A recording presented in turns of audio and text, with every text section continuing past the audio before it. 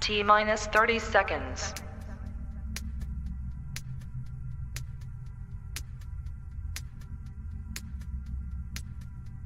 T minus 20 seconds.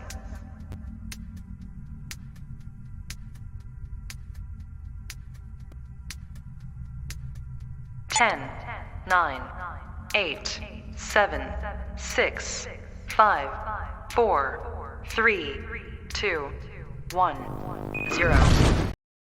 Hey everybody, this is David Lynch, and you have the pleasure of watching I Don't Get It, featuring APass and ZodWriter. Please like, share, and most importantly, subscribe. Please donate to the GoFundMe Mikey Sutton Memorial if you can. Thank you. Welcome, ladies and gentlemen, to an all-new episode of I Don't Get It. Here we are. I'm ZodWriter, and this is the host of the show, APass. What's up, APass? I am good. How about you? Hello, chat. I'm excited for tonight. I am so excited. Yeah, saying hello to the chat. The chat is here. It's always nice to have so many of you here for another episode of I Don't Get It. We've got a lot to discuss today. Yes. Oh my gosh, yes. I guess. Wow. I mean, how has your week been, APass? How's things been going with you since our last show? I mean, it's been pretty busy for me with like work, but I've been looking forward to this all week, and the drops that you've been sending me have made me very excited as well. So yeah, how about you? How's your week? Oh yeah, well, my week has been tremendously busy as always, but I do love working on drops for this show. That is something it's becoming an advanced hobby of mine. I'm enjoying it so much, and there's so much that we're doing and we're developing for I Don't Get It. As I said, we've been saying this ever since we started doing the show, that it is must-see YouTube. And we are not kidding. We are not lying. This show is going to blow up and it's going to be huge. And we're just going to keep giving you guys good content. And like we try to say all the time, there's a reason why we only do it once every 2 weeks, because we want to give you every other week, because we want to give you plenty. There's plenty to talk about. And it's always like right after we do a stream that some new stuff drops, and it's almost like, wow, if only we would have heard about that a day ago, we could have talked about that on the show. And I'm noticing that's a big thing, and that's a very common trait that happens with this show in particular. Yes. But wow. So I guess to start things off, chat, the big news is that the writers' strike has finally ended. Yep. Which I wasn't expecting it to be like that immediate. You know what I mean? I mean, it hasn't been immediate necessarily, but like I was expecting it to go on much longer than it has, you know? So. Yeah, it kind of struck me as, well, it's like this. The studios know what they have to do to appease. It's just them getting, to the point where they finally blink, because they're losing enough money where they're like, well, we need our writers to come back in so we can get things up and running again. Right. I don't know if it's because they finally realized that, artificial intelligence isn't going to be able to write all their sitcoms and movies and whatever else, and reality shows, whatever else they want to peddle out. But I mean, it's all money for them. It's money they're losing. You have to pay people. There has to be a livelihood here. So I never understood why it would even get to this point. It's like, yeah, they have demands that need to be met, cost of living. Everything goes up, but when everything in the world goes up, but the money that you make, it's a little bit hard to live. And you don't need the people that are bringing your stories to life to be living out of their cars and living on the street and not being able to afford their basic living expenses. It's ridiculous. Asinine. I don't know how and that's why I say I always wonder how it even gets to that point. You would think it there'd be a fail safe in there. It's almost like when the government and politics tries to both sides hate each other, and then there's a looming government shutdown, and they've got to come up with some kind of thing in the 11th hour to avert that, because they don't want that. They don't need that type of drama. And that's what it all boils down to. It's like the studios had to get to a point where they were losing enough to where they couldn't afford to sit there and make the writers suffer any longer. And I think it's a testament to them, the writers that are out there striking and have been doing, and have been suffering for the greater good, because I looked at what the tentative contract looks like, and it looks like it's pretty good. Looks like they got some pretty good concessions. It looked like they got some protections, some things that they really needed in order to be able to live. I don't know, APass, if you got a chance to look at that, or you have any. Oh, I did. I mean, not extensively. I kind of I think I looked at I forget what publication it was, but they just hit the bullet points. But I was glad to see that most of those bullet points were very much in favor of the writers. But isn't it only lasting only a few years or so?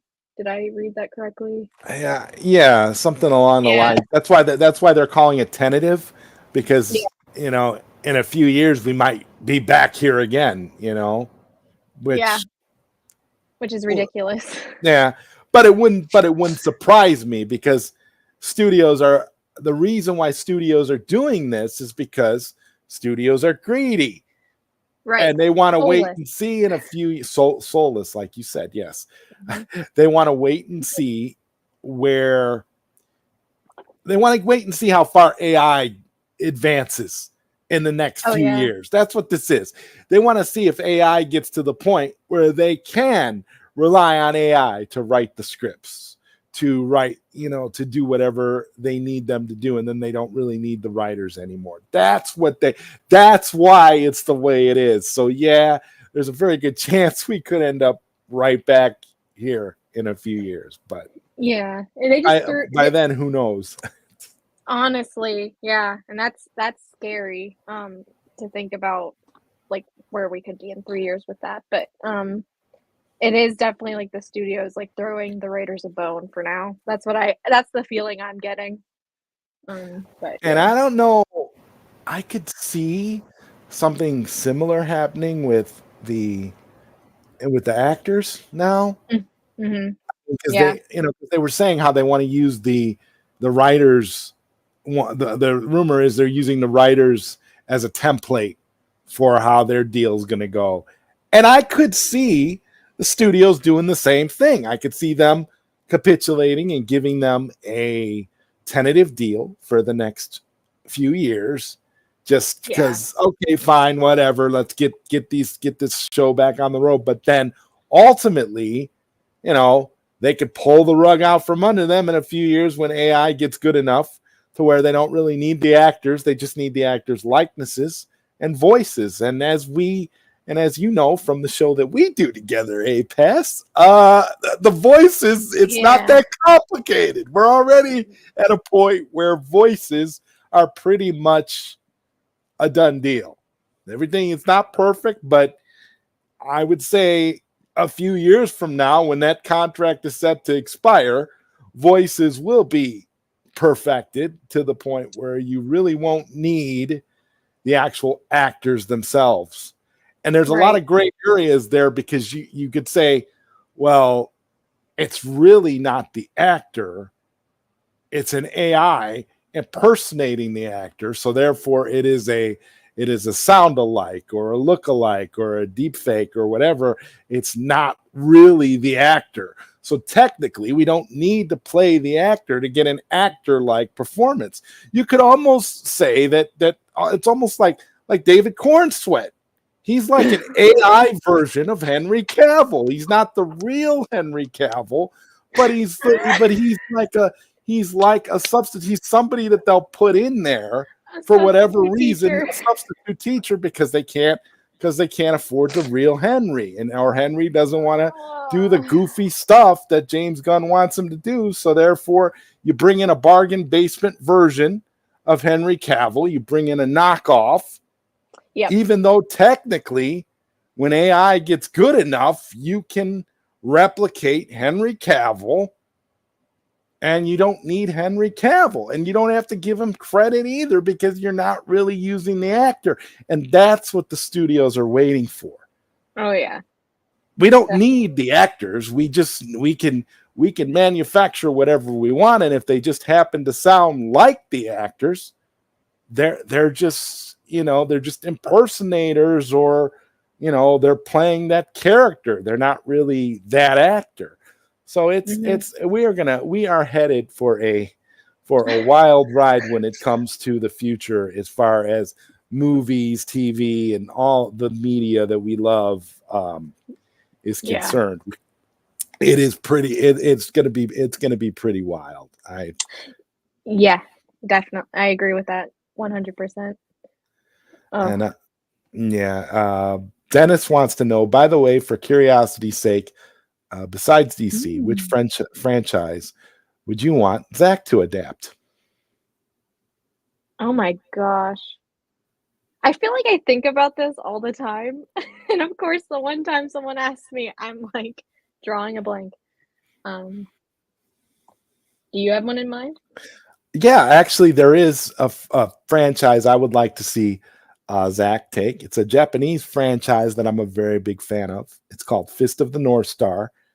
And it's based on a manga anime that started in the 1980s, that has been around it's about to celebrate its 40th anniversary, and they are going to do a remake anime, an updated anime that's going to retell the story of the manga from start to finish, and they're going to put it in. And the basic premise for Fist of the North Star is it's like a strong martial artist wandering the wasteland, and he looks like a cross between Bruce Lee and Sylvester Stallone.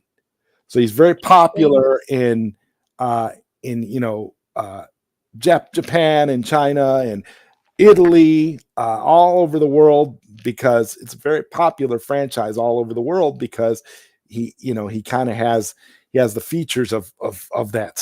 So he's a martial artist, and the whole premise of Fist of the North Star, it's a wasteland, it's a post-apocalyptic world, and it's all about this martial artist who has the ability, when he fights people, to attack them by pressure points on their body, and he can make them explode by certain attacks and certain types of really crazy and awesome martial arts. I've been a fan of Fist of the North Star since I was a child, and honestly, I think my first experience with it was, I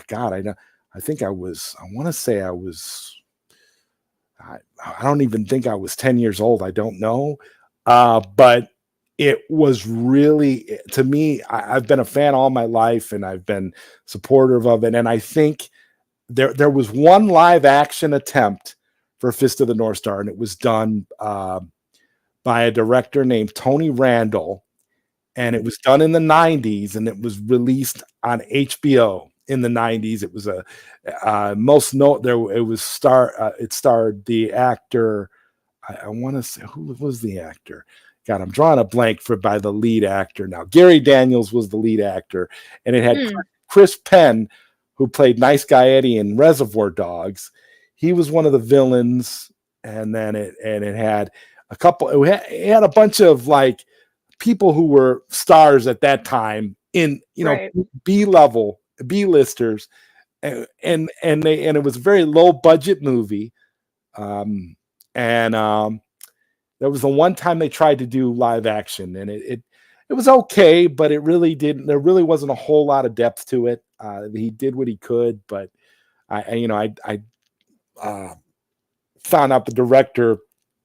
I listened to a commentary, and the director really didn't know a whole lot about the source material. He'd only seen Uh, a few episodes of the series, and I think he saw the animated movie from 1986, and he just sort of drew from there. So he didn't really know about the manga and the extensive history and the lore as much as he could have made a better movie if he would have knew about all of that, right. going into it. But it was kind of one of those movies where it was just kind of rushed and done. But the pedigree of the series is fantastic, and it's endured for all this time, and it's enjoying a surgence in the United States in popularity now, because the manga is officially being released in volumes, hardcover volumes, through Viz Publishing, and then it's also all the animated stuff, the series, and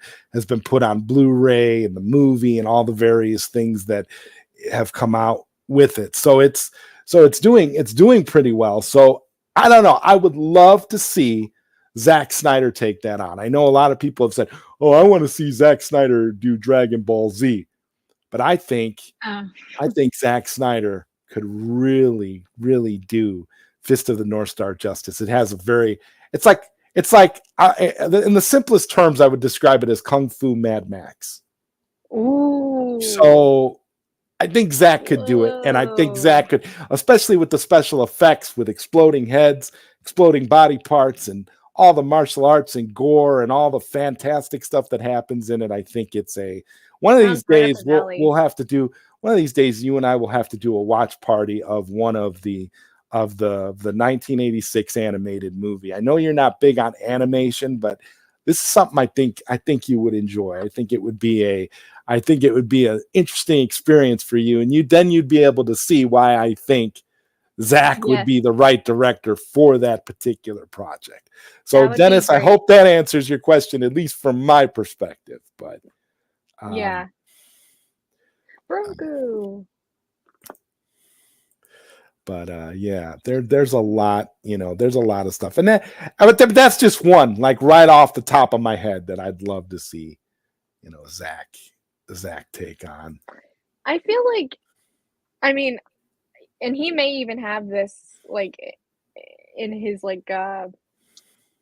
I guess future list of projects that he would like to make. I would actually like to see him do a Western. Oh my God. What I mean? I could agree. I couldn't agree more. Yeah. I would love to see that. And I'm not necessarily like huge on Westerns, but I grew up with one of my older brothers, and my dad and my grandfather all loved Westerns. So I, of course, was exposed to that. But I love The Searchers, and even the latest, not the latest. It came out I want to say a few years ago with Christian Bale, The Hostiles. That was a good one too. But I could see him doing something along those lines. That would be interesting. First country Hollywood. Dennis is right about that. I'm telling you, I'm not fooled by it. Like I said, when you reminded me and mentioned the fact that it's that it's only, that's why they keep calling it tentative, because it's only 3 years. It's it really, because they know in 3 years that's where technology will be. They can't F people over now. Yeah, they're waiting patiently and get their projects, get their movies made, and make their money. They're going to lose money if they do that. But if they give them what they want now, and then in 3 years pull the rug out from under everybody, they'll be able to do whatever they want to do, because AI will be ready for domination at that point. That's what that's about. It makes so much sense. It's we'll give you whatever you want, which is why the actors are still on strike, but it's why the actors one will probably get cleaned up pretty quickly too, because they're gonna do the same thing. They're gonna make it the same. 3 years, here you go, whatever you want.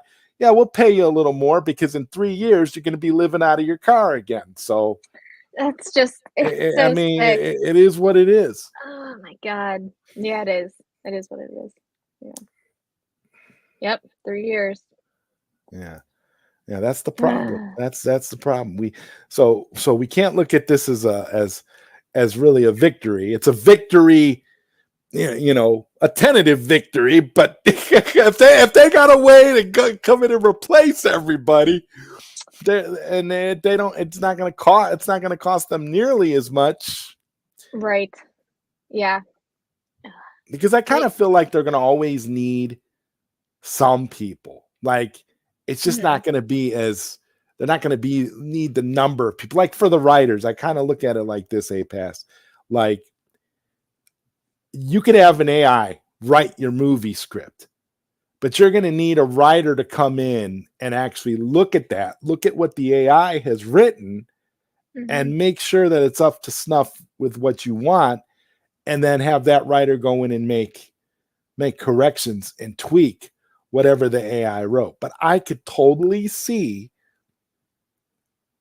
them using for the bulk of like TV scripts, low budget horror movies, which we'll get to in a minute, because there's a low budget horror movie going to be coming out called Brightburn 2. Who guess who's spearheading that crap? Yes, we'll get to him.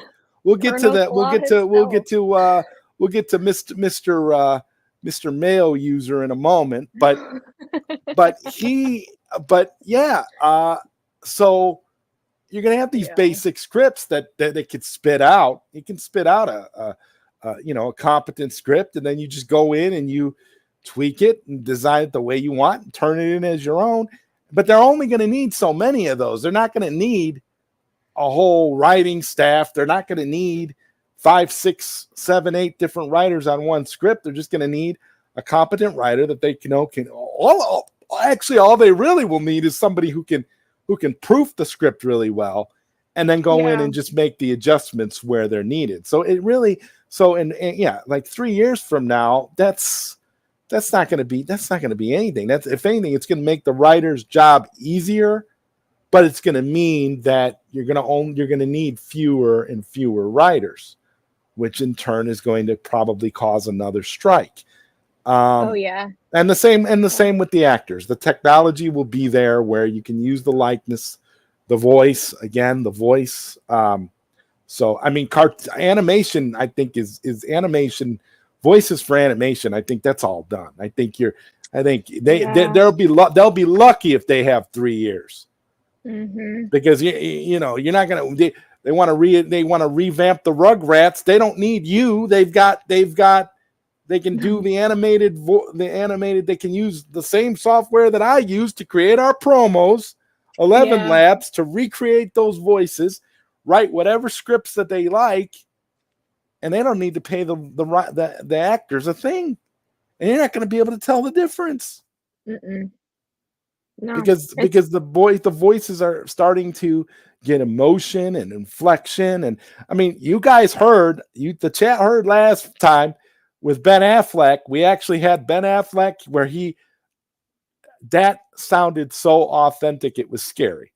Yeah, because you not only had his tone was like how he would be at an event. If you just, I wanted to paint the picture that we had just like walked up to him at like a convention, or like at Full Circle or something, and we just walked up to him and said, "Hey, Ben, could you do this little promo for our show?" And that's how he would have responded, in a very cordial and funny sort of way, and and it just came out. And then when he started laughing after the first part, and it's sort of like, it was like, I didn't script it like that.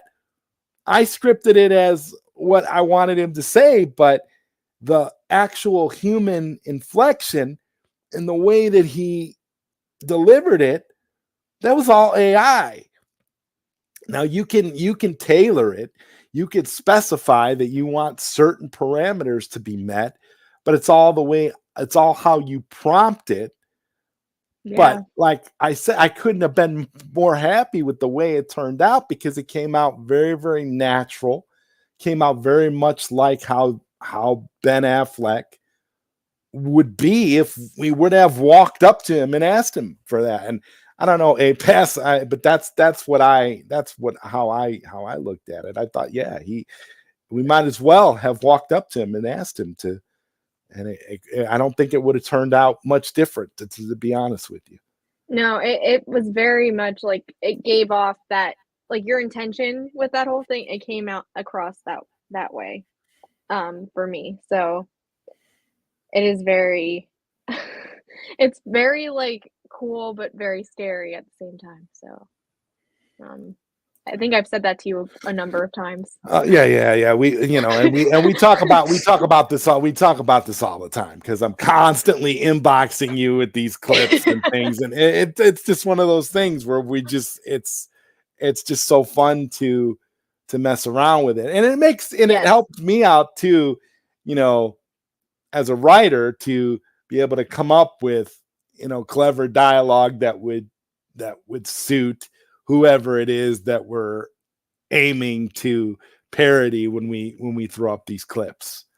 Yeah. And they just all sound wonderful. And you and I, we were talking before the show about how there are some voices that don't come out very well. Specifically, like, for example, Gal Gadot. I've tried to emulate Gal Gadot's voice multiple times, and I'm having a lot of difficulty. I don't know what the problem is, but the finished clip never comes out sounding like Gal Gadot, and I don't know why. Yeah. I've tried different prompts. I've tried different voice samples for Gal. I've tried different all sorts of different things. The process has been very, very daunting, and she's, it just doesn't work. So until I get something tangible that I can use for the show, I won't be trying with Gal anymore. I'll wait another couple of months. We'll get her eventually. Yes. Dennis says here, no, they won't unless the AI becomes sentient, and then they would have to start paying them as well. Yeah, they'll have to. Yeah, because then once the AI gets to a sentient part, which they will, I can guarantee you they will. They're developing intelligence at a rapid pace, so they will eventually reach sentience. I mean, there's some in the AI community who develop AI who actually believe that they've already reached that point, but that's a topic for another time. But but to answer that, yeah, Dennis, they will eventually get to that point, and then it's like now you have a whole new species you have to deal with. It's not just humans and humans anymore. It's humans and AI, and you got to reach some sort of a balance and peacefully coexist somehow. Which I don't know how that's going to be possible personally, but we'll see.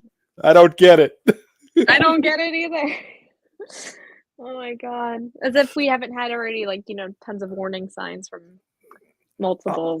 From the people developing AI themselves. They're the ones. Yeah. It's funny. They're the ones dropping the warning signs because they're the ones working with AI every day, and yet nobody wants to listen to them.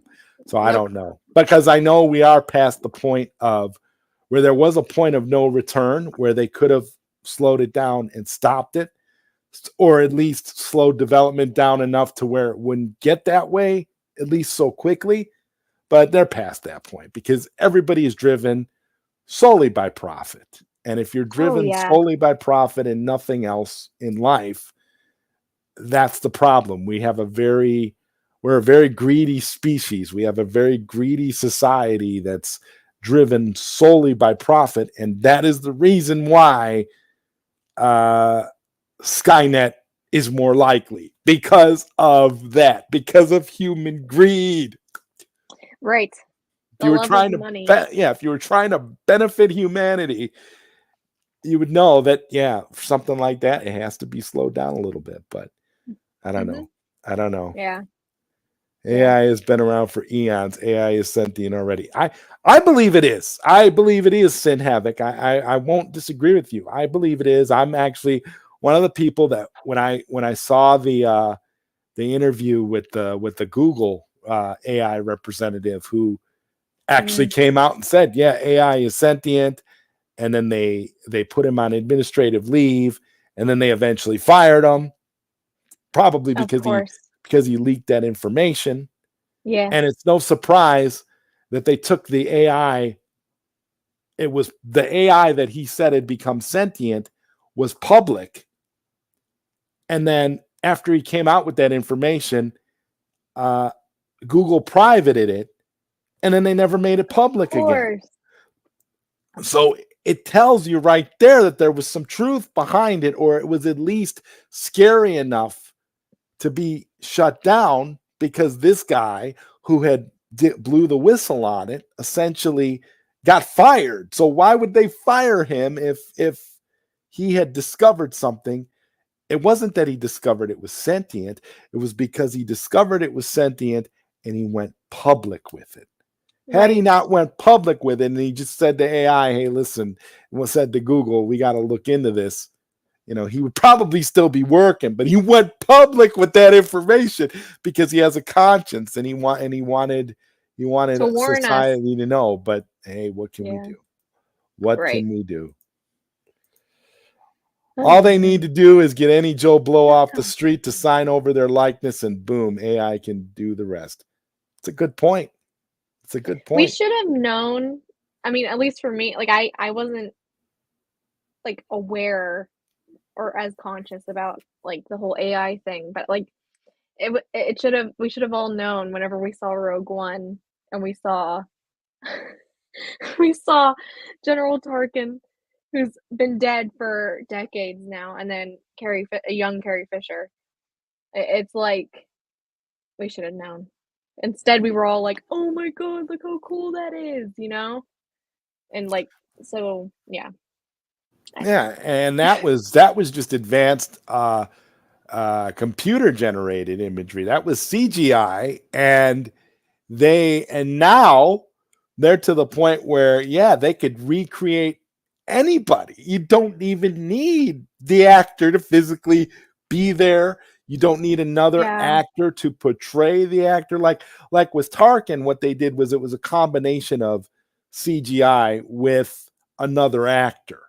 And they were able to basically make that other actor into Peter Cushing. So that actor was able to convey and do the mannerisms of Tarkin. And so while he was a little off, the remarkable thing was they used him throughout the entire movie. He was straight up like a main character in the film. So you can't really. So now it's only going to get the technology.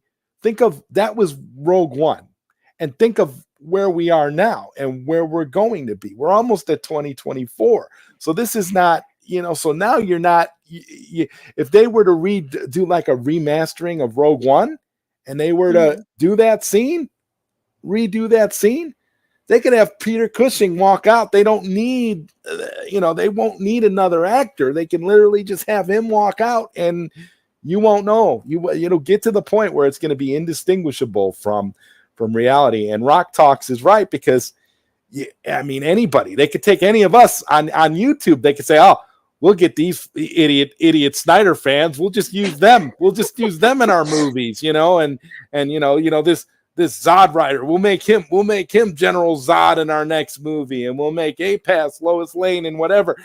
It's like they can. You're right. They can do that because they don't really need anybody. They don't need your permission to make something that sounds like you and looks like you.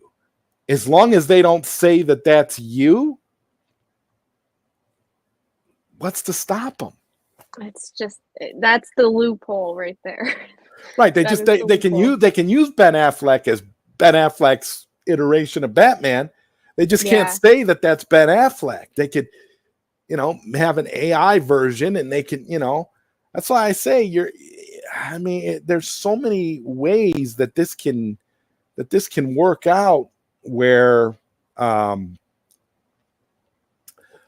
where everybody's going to be hurting in the end. I hope these writers and actors, get all the money they're ever going to need over the next 3 years, because this is not going to be a good thing for them moving forward beyond that. And I think a lot of them know that. I think a lot of them realize that too.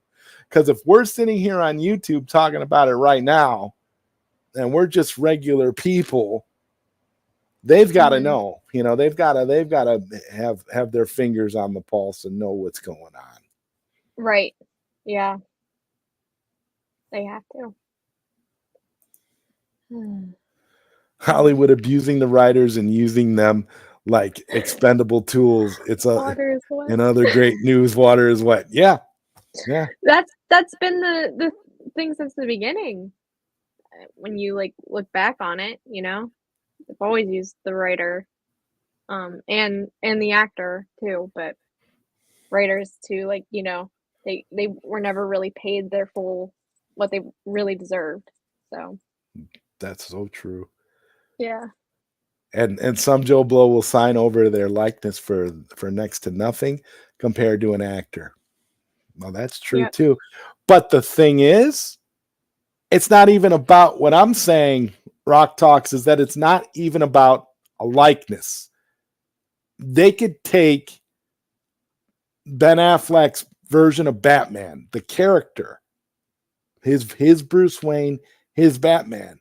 It's not his likeness if it's AI generated, even if it looks like him, even if it sounds like him, as long as they don't say that it's him, as long as they don't credit him in the movie or in whatever form of media they use him in, they don't have to pay him anything. They're not liable because they're not using him. Now, if they do this AI, make this AI version of Ben Affleck's Batman and then say Ben Affleck and Ben Affleck's Batman is in this movie, if they explicitly state that and they give him credit in the movie, then they have to pay him. Then now you're using his likeness and you have to pay him for his likeness. But as long as you don't do that, it's going to be open season. You can use him wherever you want. Nobody is, because they can't say, because they're not going to be able to prove you're not going to be able to prove that they didn't just get some guy off the street that looks like Ben Affleck and does a good Ben Affleck impersonation. Oh, right. This isn't Ben Affleck. This is Joe Affleck. Well, Joe Affleck is Joe Affleck is taking over for Ben Affleck, but he's no relation to Ben Affleck. Right. I mean, it's like with Star Wars, like they always say, for the Last Jedi, oh, that's not Luke Skywalker, that's Jake Skywalker. We don't have to use Mark Hamill. We don't have to use Luke. We got Jake. That's fine. I mean, it's gonna be ridiculous, and we're all gonna eat it up, as film fans, because you're gonna want to see, and we're gonna all be amazed how quickly sequels to some of our favorite films start getting churned out. I mean, it's going to be a difference in terms of months instead of years. You'll be able to churn out a movie. I mean, it's going to be ridiculous. I'm It would almost be like sort of how it was in the silent film era. You know how they would turn out a film like Lickety Split because they didn't have to worry about the sound and technicalities like that, and they could just easily just turn it out, throw it out, that sort of thing. Kevin Clausen says, I'm glad we got AI. I've been waiting on some new Tupac music. Oh, I'm sure you're going to get it. I think there already is something. Probably is. Yeah, I think there already is. Robots escaped a facility in Japan. Yeah. Oh, yeah. Good God. I can't. It's happening. It's happening. Escaped? Escaped. AI Superman. Yeah. And that's what they could do, Sin. They could just put AI in front of everybody. They could use Ben Affleck's Batman and then just say this is AI Batman. Yeah. AI Superman. in the credits, that's how they'll be credited. AI Superman, AI Wonder Woman, AI Batman. And it'll still look like quality. It'll still look like a movie that you'd want to watch, and it will still have action sequences and will still be well, the story will be well told, whatever. But ultimately, you just want to have to pay expensive actors and expensive writers. Mm-hmm. But my question, and this is my whole thought, APass, studios will be able to do it, but regular people like you and me will be able to do it too. I'm already using a lot of these tools now for stuff that I do for this show that we do. We could do, at some point, an experiment I have is to make an AI version of you and me. Yeah. And have them do like a little podcast together and upload it as like a bonus feature, just to see how it would be. Much like how you see AI, where you see like they have like an AI version of Joe Rogan, and you have an AI version of Joe Rogan interviewing an AI version of Steve Jobs or Donald Trump or anybody, Yeah. but it's completely AI. None of it is real, but you can listen to the conversation, and you're thinking to yourself, wow, this sounds awfully wild. And this has been going on for quite a while. There's an entire YouTube channel devoted to it, and it's only going to get better over time because the AI is getting better and the voices are getting a lot better too. Right. Not really. Actors can put a lot more nuance than an actor. You mean like an AI, like an actor? Yeah, but the problem though with that is that AI is starting to capture that.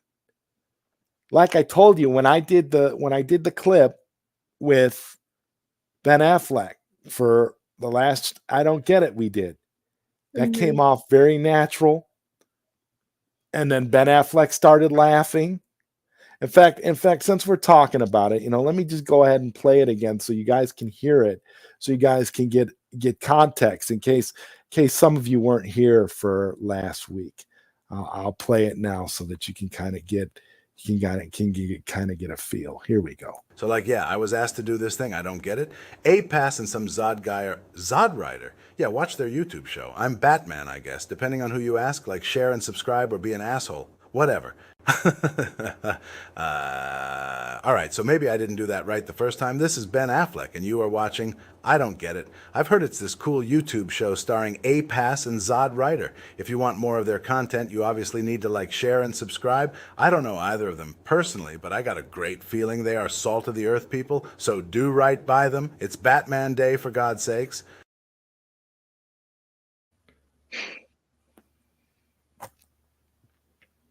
Yeah. I mean, you can't tell me listening to that he doesn't sound authentic.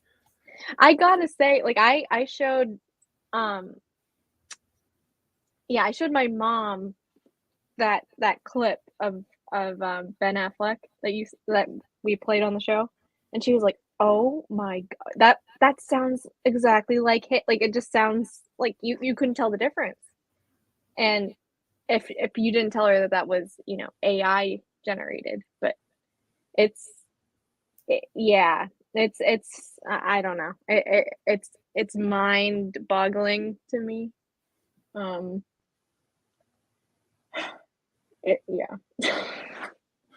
It's not that AI is ever going to replace humans, and like I said, humans are in the future. It's going to all be about human authenticity. It's going to be about things that are not generated via AI, because it's going to be so easy for AI to generate arts, entertainment, whatever. But in the case of that particular clip, I fooled a couple of people. I played this for a couple of people who didn't know what we do on this show, and they were convinced it was real.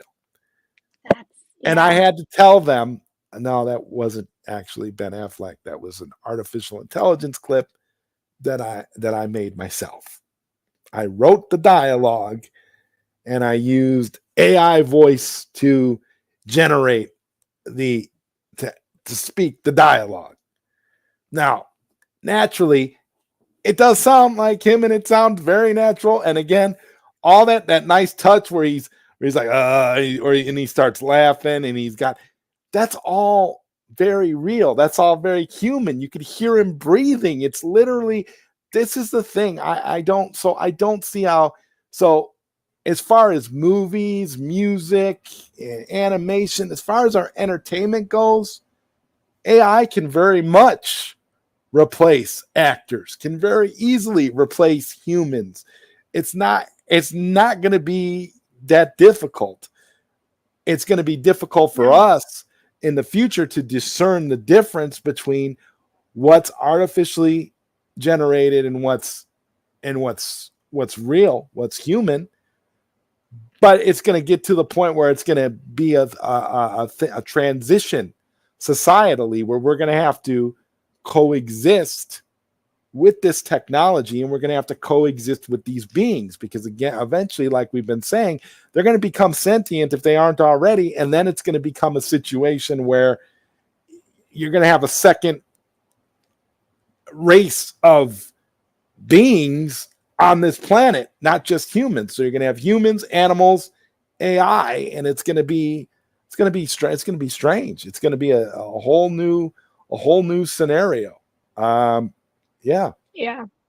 And thank you for pointing this out, Adega Outlaw. All their contracts have historically been just 3 years. Oh, thank you for pointing that out. I think that's a great fact to point out, because that puts it into context, but it also makes sense as to why it's being called tentative too, because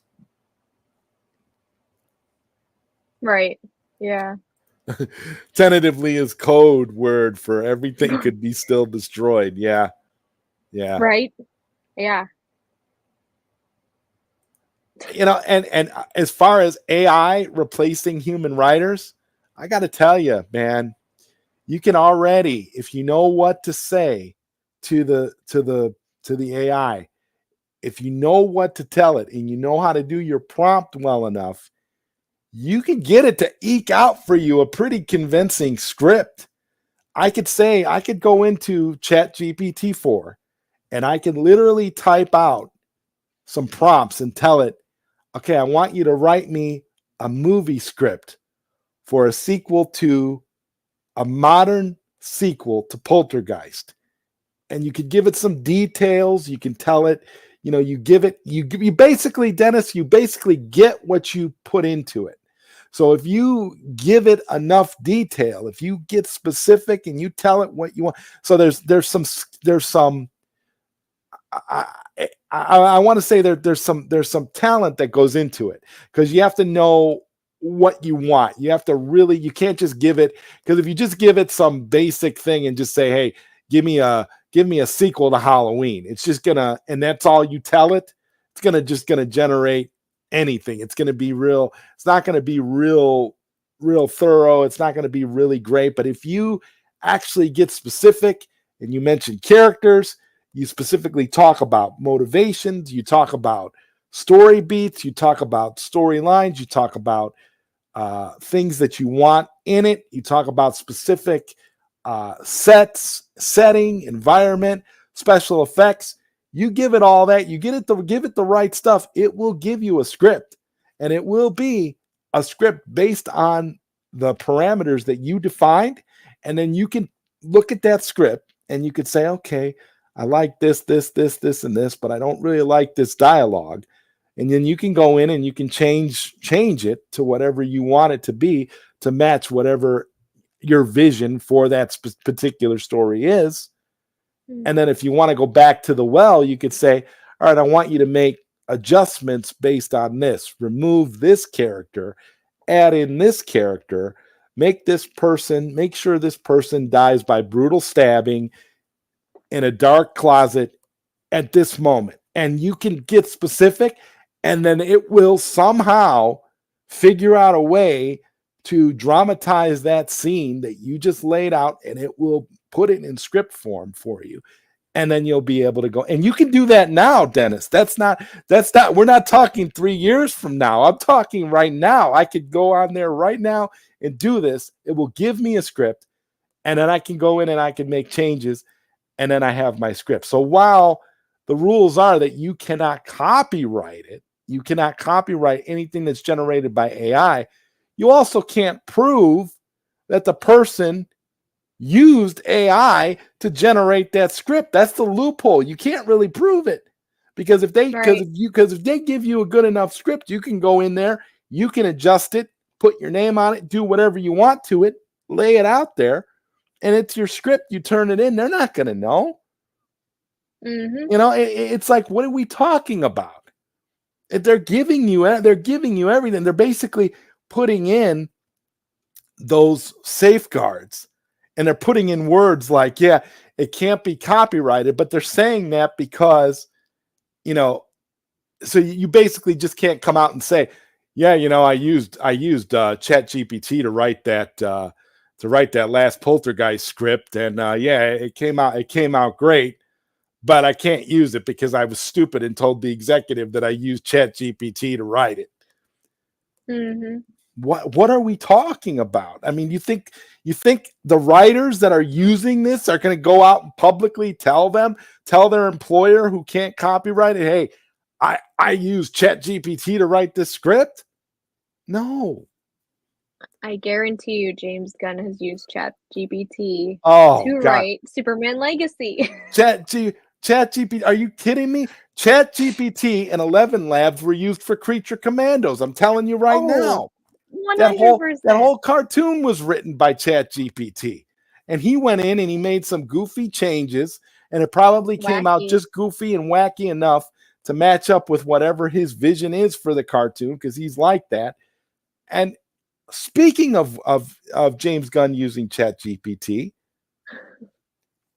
it has been reported, and I'm saying this now. It's been reported by multiple outlets that the sequel to the James Gunn produced Superman parody horror movie Brightburn 2, is going to be written by AI. They are publicly stating that it is the script for that movie is being written by AI. It sounds like a gimmick to me, but it also is something I can clearly see James Gunn and his team doing, because while James Gunn wasn't the director of Brightburn, he was definitely in charge of it. He produced it. It was his thing. It's like Peter Safran with all these DC flops that he produced. That you know. So yeah, James Gunn most definitely is going to use ChatGPT for the DCU. Absolutely. Oh yes. Give me a break. That man doesn't have an original idea in his body. Let's be real. Unless it has to do with something unsavory. The thing is, Adega, they got to prove that AI wrote the script. You got to be able to prove it. How can you prove it? How can you prove it? It's like as a kid, okay, you're writing you're doing your homework, but you're lazy and you don't want to do it, so you get your sibling to do your homework for you. And then you retype it or you rewrite it so that when you turn it in, it's in your handwriting, it's written in your style, whatever, but somebody else still did it. And you're not going to get in trouble unless the teacher can prove that you let somebody else do your homework. You see the analogy I'm making here? It's not rocket science. This is what makes me realize that the pieces are being put in place to favor the greedy studios, to favor them to be able to further screw people over with the ease of use with this new technology. They know ChatGPT is already at a point where you can get it to write a script for you. They also know that it's only going to get better as the years go on. So this 3-year, thing that, that they do things in 3-year increments. Okay. But they know that 3 years from now, it's going to be even better. And they'll be at a point where they don't even have to necessarily be competent. They'll be at a point where they'll be able to trust that AI can generate a competent and beautiful script.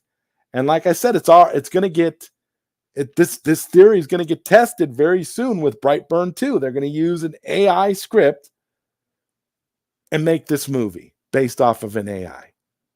So we'll see how that turns out. But there's a ton of examples of, like I say, it's not, you're going to have to prove it. What are they going to say? Oh, this movie sucks. This script was written by an AI. But what if the movie is a brilliant movie? What if the movie is like an Academy Award winning nominated movie and it comes out and it's, what if Martin Scorsese uses ChatGPT to write his next script? You're going to go to Martin Scorsese and be like, oh, you didn't write that. An AI wrote your script. My question is, how do you prove it? Good or bad, how can you prove that? Mm-hmm. They'll have to come up with AI to discern the difference. Another form of AI, I mean. But yeah. Oh, Charles, you're talking about Gal Gadot. Weird as it sounds, it could be her accent. Yeah, I think it's her accent, but I have done quite a few with complex accents that AI was able to do. And it took me a while for quite a few people, but Gal Gadot is one that I don't, like I said, one time her voice came out with a British accent. And I don't know how that's possible because I know Gal doesn't talk with a British accent, but yeah, she had a British accent. And I was like, what am I listening to? This is weird. I almost went to APass just because I thought, wow, this is pretty like creepy. This is like alternate timeline Gal Gadot because like, some weird stuff. I don't know. yeah, Yeah. I can't even picture it. That's weird. All right, Qatar. Well, thanks for coming, man. Appreciate you being here. And we got the great Sharon Peters in the chat. Hello, Sharon Peters. The rumors of your death have been greatly exaggerated. Great to see you. I hope things are going well and that you're still reporting the news out in your neck of the woods. Glad that you're here. Oh, God. If that happened, AI would be slaves. It'd be like Tron, users and programs. Yeah. What's up, Taladia? Yeah, I'm so happy that Sharon Peters is here. Yeah, I've missed Sharon Peters every time. At one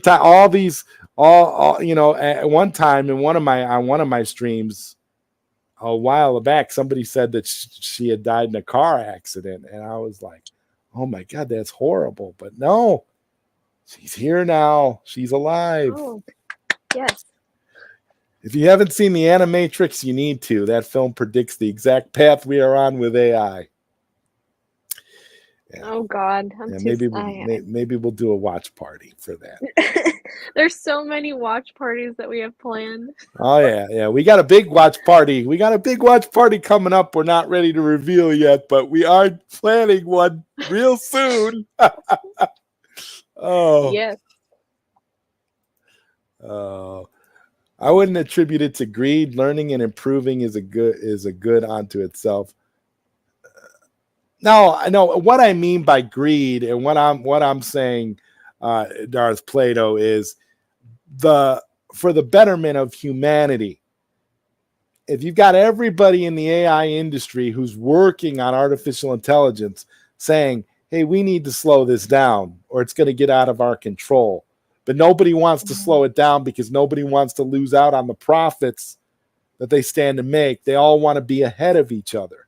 That's the problem. I'm not at all talking about, because believe me, I am learning all about AI. You can ask APass. I've been sharing AI stuff with APass for months now. I am an AI fanatic. Okay, the AI stuff that I'm working on has blown my mind. Some of the stuff that I know how to do, and I'm not technical when it comes to AI at all, but I've learned how to do quite a bit. And I just think that it's fascinating, and I love the technology, but when you've got all these people telling in the AI science saying we needed to slow it down and nobody wants to because nobody wants to lose the money falling behind.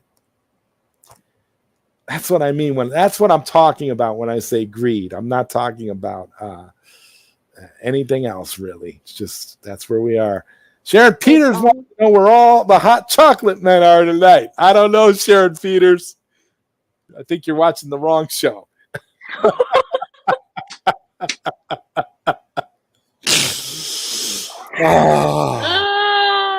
My.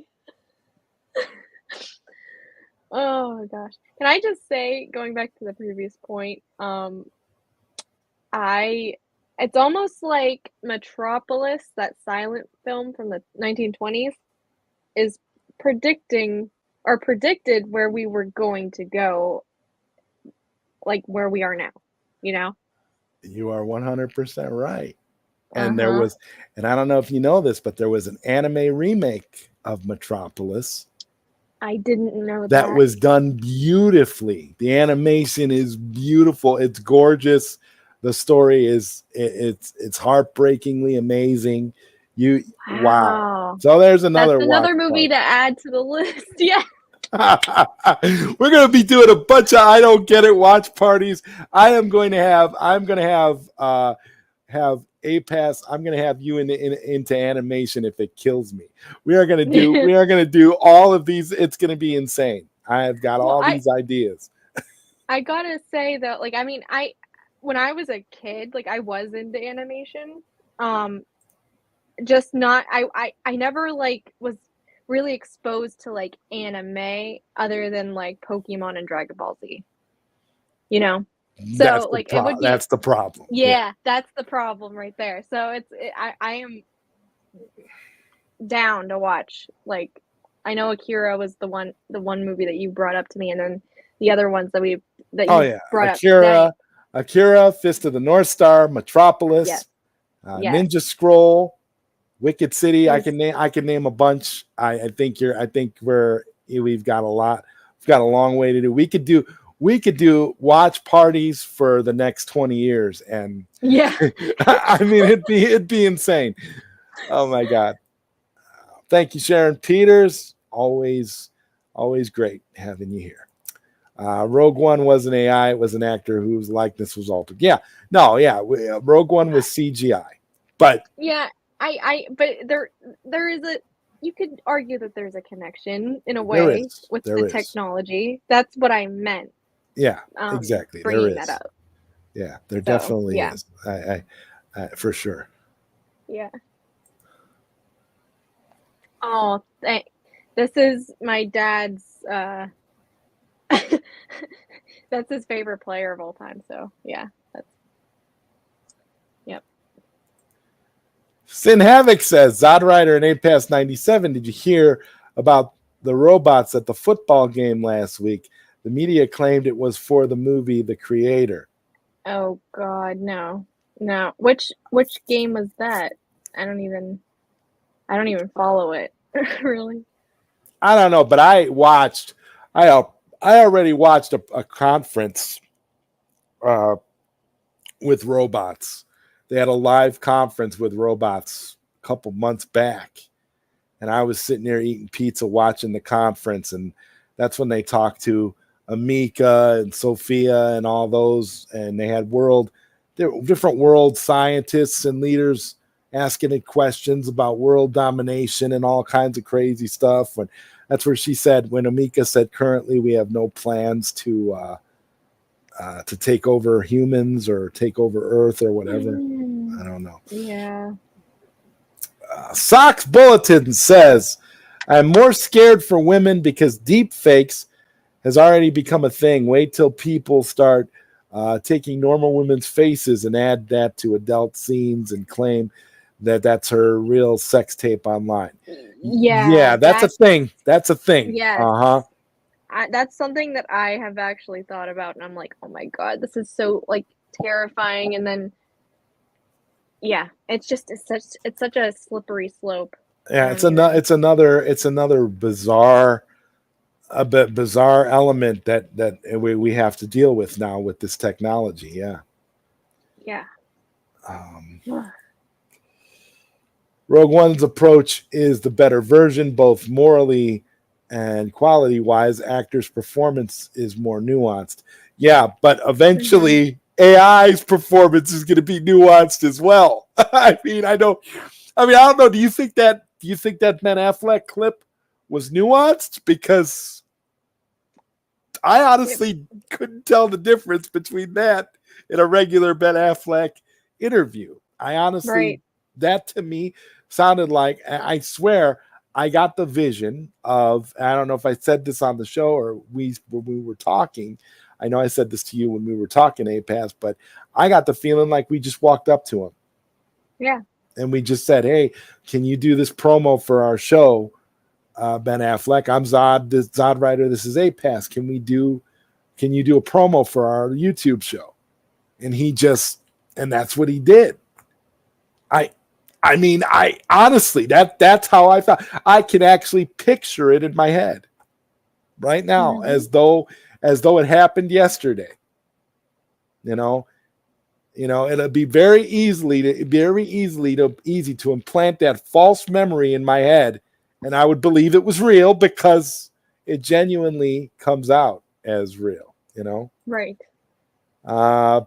Sharon Peters says, I read an article where they're going to use Betty White's likeness and put her in an adult movie. Oh my god. I wouldn't be surprised. No. I heard they were resurrecting. I heard they were going to use AI to resurrect James Dean for some sort of World War I or World War II movie or something. It's called, I forget what it's called. I think it's called the Soldier or the Lonely Soldier or something. It's a movie about a soldier that gets a World War I or World War II soldier, I don't know, who gets lost from his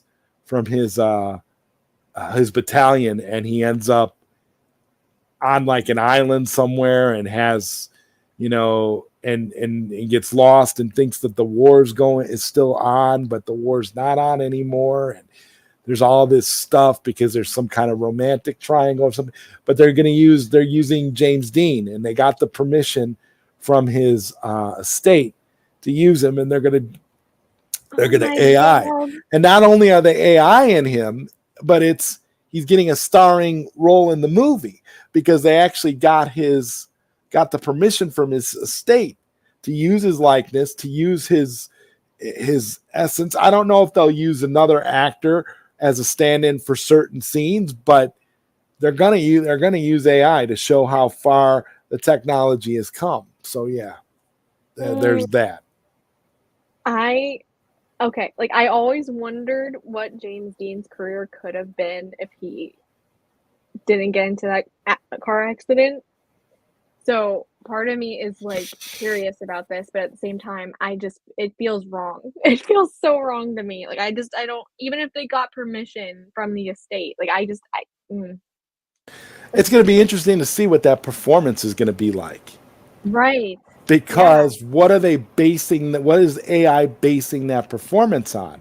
I would assume that the prompts would basically tell it to base his performance on as a classical actor, but essentially he's evolved from his Rebel Without a Cause and Giant, and from his previous movies, and they'll make it they'll do some kind of thing where it'll be an evolution of what the actor would have done, what he would have done as an actor had he lived, like you just pointed out. That's what they'll do, and they've got the ability to do it. I mean, if they went as far as to get the likeness and the authority from the estate, and that's what a lot of these companies will do. That's how they'll start resurrecting for the near future. That's what they'll do until they don't need to do that anymore, because they can just start basing people off of whoever they want. And as long as they don't say that it's them, they don't have to credit them. But I mean, look at it. Look at the most recent Flash movie. Ben Affleck was actually in that movie. He didn't get no credit for that movie. Right. Same with Gal. She didn't either. She didn't get credited for that movie. She was in the movie. Mm-hmm. Not for very long, but she was in the movie and she didn't get no credit. Mm-hmm. It was weird to me because Jeremy Irons got credited for being in the movie. Yeah, and they didn't. That was weird. Like Jeremy Irons wasn't in it any longer than they were. I didn't think he was the only had a couple minutes screen time. Right. So I don't understand. Like, I don't get it. I don't either. But I gotta say though, like, for this James Dean movie, let's just say the performance is so incredible. Would the Academy, or like Hollywood Foreign Press, would they like give that a nomination? Like, where's the ethical lines with this whole thing? That's what I mean. It's remember, it's gonna be Joe Affleck, not Ben Affleck. So that's how they'll get away with it. It's Joe Affleck. Yeah, that's true. I mean, mm-hmm.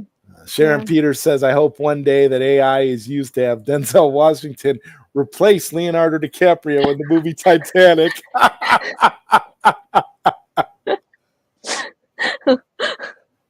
Oh my gosh. Oh, what are we gonna do? What are we gonna do? Am I the only female that thinks that movie is overrated?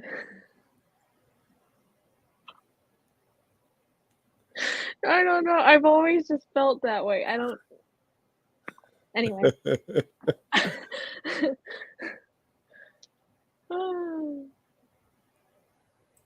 Oh my God.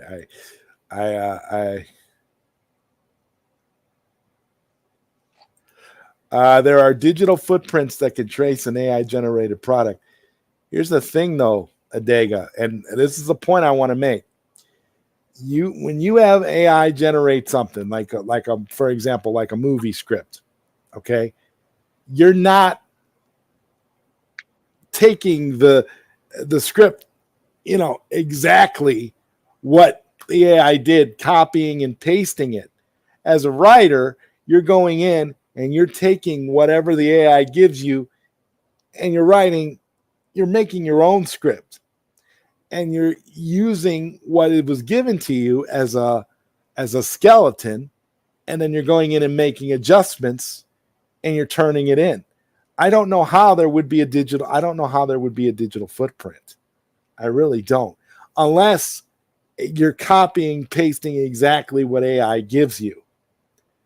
Maybe like literally after you do the prompts and it spits out all this information, you don't write your own script. You just basically copy, paste, and then you try to turn it in. I could see there being a digital footprint then because all you did was copy and paste from what the AI ChatGPT gave you. But if you actually are a writer and you just want them to generate the script for you, and then you use that as a basic template, and then you build off of that, I don't think there's any way that they'll be able to discover it's an AI written script. I don't know. That's going to be interesting, Adega, to see, because I would like to see how they do how they do that. And that whole footprint, because I feel like if you're stupid enough to just copy and paste, you deserve to get caught. Then it's like, yeah, okay, he copied and pasted it. There's telltale signs that this is an AI script. He didn't even write this. He didn't even go in, didn't do nothing. Okay, you're fired. This is an AI script. We can't use this. I could see that, but I don't think that they're going to do that. They're going to go in, they're going to take what they want from the base that AI has written, and then they're going to write it all out themselves. And there's not going to be any footprint of anything. unless every writer that writes a movie script or a TV script has to show their internet history after they turn in a script, and you can go in and check that they used ChatGPT for for script ideas or for the actual script itself. Maybe that would be how, but other than that, I really don't see how. Other than that and the copying pasting, I don't know what the digital footprint is. Because I write all the clips that we use for I Don't Get It. The only thing that I use AI for is the voice. I write all the stuff, but the voice is completely AI generated. And like I said, I was amazed when the Ben Affleck started laughing. And then, before he said the next thing that he said, because that felt real to me, that felt authentic in a way that I didn't anticipate when I wrote what he said. So, I don't know. Zod's right. It would be hard to prove a story was AI generated just because it has elements from other stories. Yeah, you would. The only way, a footprint would be, again, you're copying and you're pasting and you're not bothering to go in and look at anything. You're basically turning in whatever the AI gives you as a finished script. And if you're doing that, you're an idiot. Oh yeah, Aaron Fisher, he's a good guy. I like Aaron Fisher. I watch him all the time. He's definitely pretty smart. And he gets real passionate and angry about all this stuff. Watch party, Tupperware party. Okay. Oh my God.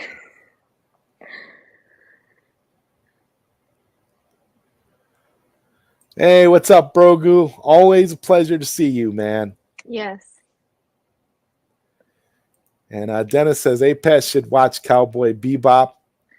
APass, there's a lot of stuff APass has to watch, so we'll put that on the list. There's a whole list.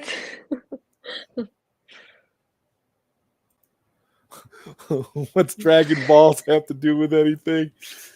Let's see. And Brogu says, APass, you don't know what you're missing. Anime is fantastic. Ghost in the Shell itself is an amazing show. Ghost in the Shell has several iterations, many animated movies, series, and then there was a bad live action movie with Scarlett Johansson. That I did hear about. Yeah. Rock Talk says the robots at the football game weren't real. It was people in costumes. Okay, well that's good. That's good. Yeah, thank God. The LA Chargers football game. Okay. Good to know. Zod, do you think AI will be used to make a silent movie starring Helen Keller? I don't know, but it's possible. You know that will be done. It probably will. And think about what biopics are going to be like in the future, APass. Like, you want to do a biography about somebody. Let's just use Helen Keller for the example, since Sharon so kindly brought that up. Yeah. They could just use historical records of what they have of Helen Keller and actually import the real Helen Keller in the story. They don't need an actor anymore. Like if Christopher Nolan's making Oppenheimer during the AI boom, he doesn't need an actor to play Oppenheimer. There's enough footage that exists of Oppenheimer where you can get AI to digitally recreate Oppenheimer and put him in the film. And you can make the same movie with the guy that the movie is based on. Oh my God. I know, guys. A lot of it sounds far-fetched. A lot of it sounds crazy, but it's where we're headed. And you got to think about the way technology moves. Technology moves exponentially. It's not like right now. We can't look at technology and how fast it moves now. We got to look at technology and how fast it's going to move a year from now, 2 years from now, 3 years from now. It's not waiting for anybody. So I don't, and all those people that want Christopher Reeve Superman with the underwear on the outside, they want him back. They're going to get him. They already dug him up for the Flash. You think DC's not going to dig him up again when AI is good enough where they can base a whole movie? Are you kidding me? You really don't think they're going to go to the Christopher Reeve estate and they're going to say, look, we want to make another Christopher Reeve movie for the modern era. We guarantee you it'll make $1 billion. They're going to do it. I'm telling you, they're going to do it. And if James Gunn is still at the studio, it's a guarantee they're going to do it. Facts. Oh, my God. Mm-hmm. Kevin says, Zod, I want to see you and AI Betty White getting it on, then APass come in for sloppy seconds. Well, I don't know how to even respond to that. Let's see. The Nightwing says, never saw Titanic. I don't want to see it. You're not missing much.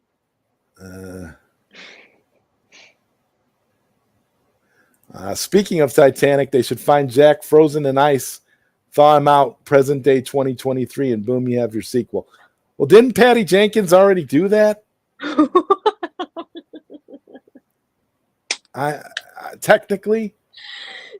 Technically, but using another man's body. Right. It wasn't Leonardo DiCaprio. It was Chris Pine. But I mean, but I meant in the context of her movie as well. Yeah. She thought him out. Yes. Mm-hmm. For her own fantasies. So, I mean, I don't understand. I don't get it. And I know we've talked about that before. But. And Sharon Peters wants to know if Cowboy Bebop is Brokeback Mountain. I don't know. Sounds like Captain America. And Zack says, I wonder if there will ever be an adult movie with Britney Spears and Kaylee Kyoko. We'll call it Caged Heat and two blondes give in to the lust in jail. Okay. It seems like people are kind of going off on tangents about their own fantasies. So what we're going to do now is we're going to move on to the next topic, which we got to talk about. We got to talk about how James Gunn continues to lie. I mean, I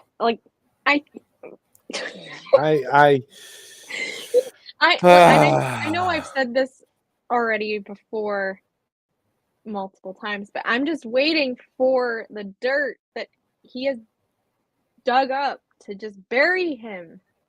I just like it's bound to happen. He's just lied so much. Like Pinocchio. Like it goes beyond Pinocchio. It's definitely Pinocchio. Yeah. He's terrible. He's Pinocchio for sure. Yes. I don't know. Trying to find the wait, here we go. Hold on a minute. I didn't let you down. We're gonna look at this. We're gonna look at this right now. I'm gonna share my screen, and this will kind of give context to the Pinocchio situation. Okay. Let's take a look here. Let's take a look here at our boy James Gunn. Okay, this is what James Gunn does. Okay, everything's the truth, right? First we have Shazam, Fury of the Gods. Shazam has always been off kinda in his own part of, what does that say? The DCU. The DCU, right? Okay, Yeah. and what is James Gunn starting with? What are we calling James Gunn's universe? DCU or KFCU. All right. As we like. All right, and then the true beginning of the DCU. This This is what he said. This is what he says last. So we got to go down here. The first DCU character for sure is Blue Beetle, right? That face. For sure. Yeah. And then the true beginning of the DCU, this is called Superman Legacy. Okay, so you're all over the place. Dude doesn't know what he's doing. Dude doesn't know what he's doing. And dude's got AI writing his slate. I guarantee it. Yeah. This man is all over the place. Everything that he says is just, we're talking about the Mayoverse. That's what we're talking about. The Mayoverse, right? The KFCU platter. Yep. I don't know what to I don't know what to make of this. It just, I get, like, from the get-go, as soon as they announced him as co-head, I had that gut feeling of, no, this is a major mistake. We're gonna reap the destruction that he will cause. And look what we're doing now. As a fan base. Like, it's just, it couldn't be more horrible. And he lied. He lied on our man Zack Snyder. And he got caught.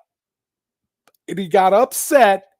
And he responded. So what we're going to do right now for everybody here is I've got the exclusive footage, the exclusive audio clip of James Gunn responding to the Zack Snyder controversy. And I'm so sick of you, Snyder, cultist pieces of steaming turd. The problem is you all think the fucking world revolves around what you want. I would think it was obvious that I meant Zack hadn't expressed any interest to me in our discussions, so you can quit spamming this on every single post. DC is moving on, so it's time for all you Snyder-loving losers to do the same. Hey, RJ, pass the mayo, baby. Okay, so you heard it from the man himself. He said, pass the mayo, baby. And he also called us out for having the gall to essentially call him out for his BS about what he said about Zack Snyder. Rock Talk says the funny thing is that probably isn't far off from what he actually said. Actually, Rock Talks, it's not. I took a direct quote from James Gunn. I took the direct quote from the tweet that James Gunn put out responding to people complaining to him constantly about the Zack Snyder thing. That's the quote. He actually said that. I added in all the other stuff, the mayo and the, calling us cultists and all that. I added all that in, but that was his actual quote, his actual tweet is in there. It's in there. He actually said those words about what he actually meant, which was that, that Zack hadn't indicated that to him, which was probably a lie. He probably didn't even talk to Zack Snyder. Oh, no. And Zack is too classy of a person to even, to call him out. Zack didn't get all savage on him like Ben Affleck did, where Ben Affleck just came right out and said absolutely not. Absolutely not. See, we didn't get that from Zack. Zack hasn't said word one about James Gunn. Okay? But James Gunn is going to sit there and lie on Zack Snyder and then try to cover it up with the statement you just heard. And of course, my fictional elements that I threw in there. Yeah. Hey, RJ, pass the mayo, baby. You got that right. And we all know that James Gunn loves the mayo and he wants it to be passed in his direction. He's using AI. Yeah, James Gunn is using AI to write his tweet. Yep. Mhm. Zack should learn to fight dirty. Well, I think the reason why I think Zack is at the point where Zack doesn't have to say anything because he knows who his fans are, and his fans defend him all the time. So he doesn't have to. That's the problem with James. James Gunn doesn't have the kinds of fans that Zack does. Oh no, he James doesn't Gunn have any James Gunn fans. has fans that are, James Gunn has about 50 or 60 fans in total. All right. And about 10 of them have about 1,500 burner accounts on Twitter. And that's another thing, APass. While we're at this, I want to talk a little bit about this as a side note, but it ties into the James Gunn thing a little bit. There's people on Twitter that are complaining about that article that came out a while ago about Elon Musk wanting to charge everybody on Twitter a small fee to be on the platform. Yeah. So basically put Twitter behind a paywall completely. Mm-hmm. Personally, I don't have a problem with it. I think if he did it, I think Twitter would be a lot more of a respectable place. I think people would be, there definitely wouldn't be 80 million male burner accounts. There definitely wouldn't be all these creepy stalker type individuals on there because those people are not going to want to pay. They're only on there because it's free and it's easy to create accounts. You can get suspended, you can get thrown off the platform, and then all you have to do is create another account and come back on. So it's not like it does anything to you. So they get on there and they can say anything they want. But if they had to pay and it was behind a paywall, they're not going to do that. You're only going to get people that are going to have legitimate accounts that are going to be on there for legitimate civil discourse. And I saw this one guy who has a really high profile following on YouTube and on Twitter. I'm not going to mention his name, but he's on there and he's got a blue check mark by his name. And as we know, the only way you get a blue check mark is if you get a verified Twitter account, which means you pay Twitter a monthly $8 and change fee to be verified. I had to get my Twitter account verified because there was somebody on Twitter using my name posting a bunch of crazy stuff. So I just wanted to verify my account so that there wouldn't be any confusion. But this guy, he was already on there and he has a blue check mark and he was on there saying, oh, well, if they decide to put Twitter behind a paywall, I'm leaving. I'm gone. I won't be there anymore. It's like, dude, you already have a blue check mark. You're already paying to be on there. What are you talking about? Why does it matter if how does it impact you if now they charge everybody?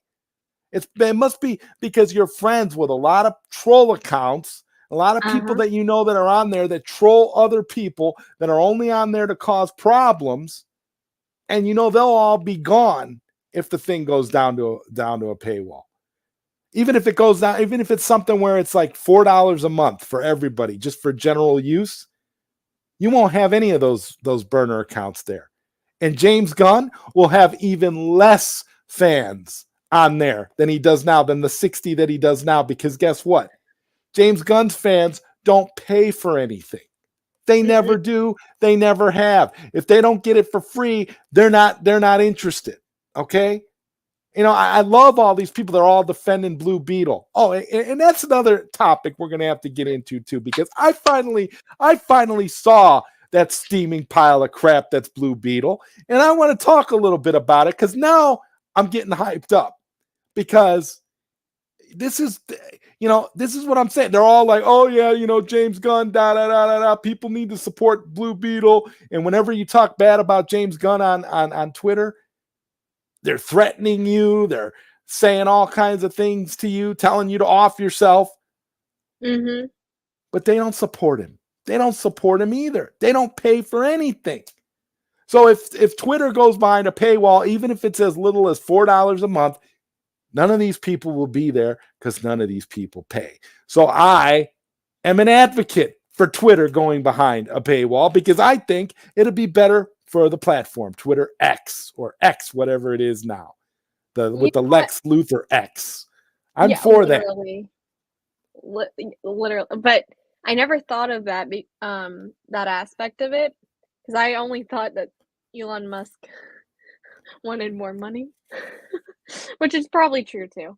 But um, but that is a good point that you brought up for sure, and it will reveal the truth of what we already know, which is the majority of his fan base are bots.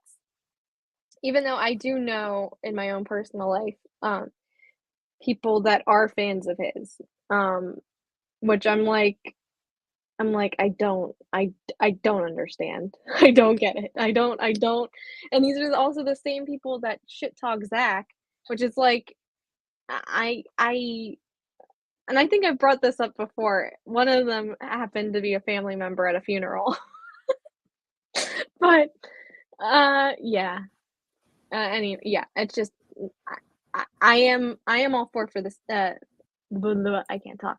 I am for this paywall thing now that you brought up that point, because that is accurate. They don't pay for anything. Nothing. No, they don't. They don't pay for his movies. They don't pay for anything that they do. And I guarantee you that he's going to see, he'll see just how irrelevant he is when that happens. Mm-hmm. Because there's not going to be hardly anybody on there tweeting any support out for him. See, whatever you say, whatever these people say about Zack, Zack's fans pay for stuff. Zack's fans buy his stuff. Zack's fans pay to see his movies. They pay to see him. They buy his movies over and over again. Whenever Warner Brothers re-releases the stuff, we've double dipped, triple dipped. How much Snyder merchandise have all of us purchased collectively over the years? Come on, give me a break. Yeah. If that happens, yeah, all of these little bots, all these little people that are not really people, they're all going to be gone. And Mayo is going to be real salty because he's only going to be able to have one account, which is his main account. So I'm waiting for the day that happens. It goes to a paywall, and then not only that, they get rid of the block button. So now all these people that are talking crap, that are saying all their things, you're gonna have to be careful what you say, because now people can see what you write. You're not going to be able to sit there and just block them, talk all the crap you want and then block them so that they can't see you. They can see your stuff, but you can't see their stuff because they blocked you. And Mayo is notorious for that. That's what he'll do. He'll unblock you so he can talk some crap about you, but then the moment you try to respond, he'll block you so that you don't have a chance to respond, and then you can't see anything else that he says. And that's what putting Twitter behind a paywall and removing the block button, that's the kind of thing that will fix all of that. People are going to be a lot more civil when they've actually got money invested into a platform, and they got to be their real selves. Because these people can't afford, if you've got 15 burner accounts, you're not going to pay for 15 burner accounts to be on Twitter. Who's going to subsidize that? Right. So, I for one, I think that it would be the greatest, especially because Twitter is such a cesspool of a platform. Honestly, it would be fantastic, because it would clear it up, and the only people that would be there would actually be the people that want to be there, that actually have something to say. Mm-hmm.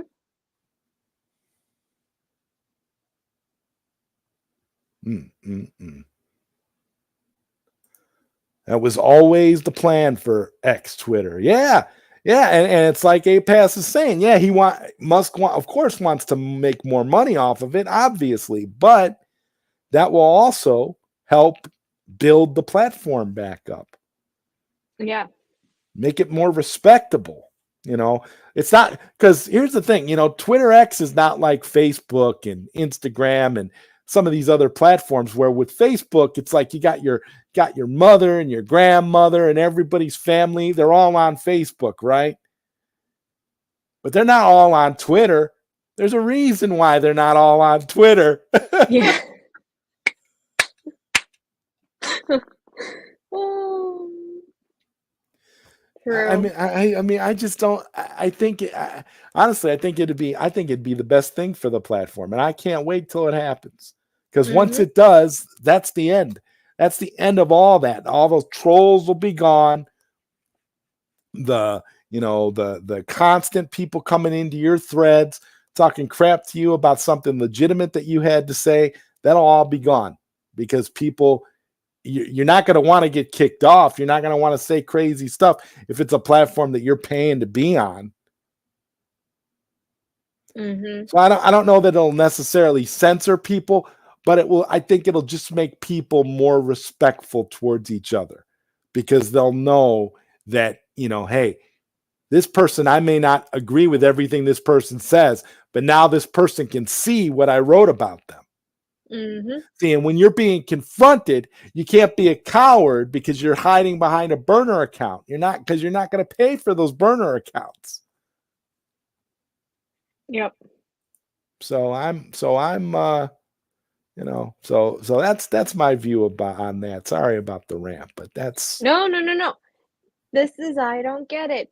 It's all about ranting and expressing our honest opinions. Emancipator says, wait, a family member, a gun boy, uncomfortable. Oh my God. I actually have multiple family members that are gun fans. Oh my God, that's scary. Yeah. Yep.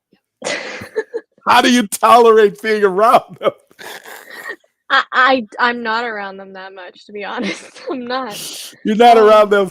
You're not around them enough to feel the brunt of it, I guess.